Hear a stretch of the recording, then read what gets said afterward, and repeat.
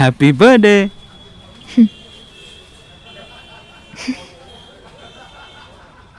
Thanks. Welcome.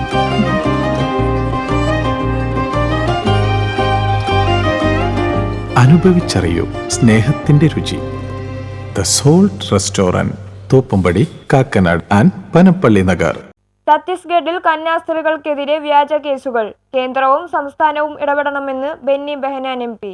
ഛത്തീസ്ഗഡിലെ Durg railway സ്റ്റേഷനിൽ നിന്ന് കേരള സ്വദേശികളായ ASMI സന്യാസികളായ sister Preethi Mary, Maliyakkal house Elavoor അങ്കമാലിയും സിസ്റ്റർ വന്ദന എന്നിവരെ മനുഷ്യാവകാശ കടത്താരോപിച്ച് അറസ്റ്റ് ചെയ്തത് അടിസ്ഥാനരഹിതമായ ആരോപണങ്ങൾ ഉന്നയിച്ചാണ് എന്നാണ് അറിയാൻ കഴിഞ്ഞത്.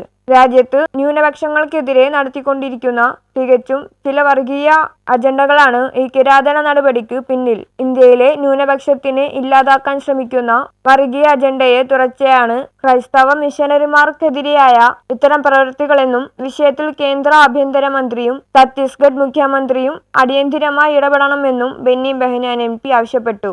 ക്രൈസ്തവ സന്യാസിമാർ വർഷങ്ങളായി വടക്കേ ഇന്ത്യയിൽ സാമൂഹിക സേവന രംഗത്ത് പ്രവർത്തിക്കുന്നവരാണ്. സ്ത്രീകൾക്കും കുട്ടികൾക്കുമായി ആരോഗ്യ, വിദ്യാഭ്യാസ മേഖലകളിലും ദാരിദ്ര്യരുടെ, പിന്നാക്ക കൂട്ടങ്ങളുടെയും ഉന്നമനത്തിനായി പ്രവർത്തിക്കുന്നവരാണ്. ഇവർക്കെതിരെ സെക്ഷൻ 141 BNS പ്രകാരം മനുഷ്യാവകാശ കുറ്റം ചുമത്തിയിരിക്കുന്നത് അത്യന്തം ഗൗരവമായ നടപടിയാണ്. ഇതിനു പിന്നിൽ തികച്ചും വർഗീയ ശക്തികളുടെ അജണ്ടയാണെന്ന് വ്യക്തം. ഇതുപോലുള്ള സംഭവങ്ങൾ സാമുദായിക സൗഹാർദ്ദത്തിന്റെയും മതപരമായ സേവനങ്ങളിലെ വിശ്വാസത്തിന്റെയും തകർക്കലാണ്. അതിനാൽ തത്സമയം ഇടപെടലും നിഷ്പക്ഷ നടപടിയും അത്യാവശ്യമാണ് എന്ന് ബെന്നി ബെഹനാൻ MP വ്യക്തമാക്കി. News bureau, Kalady.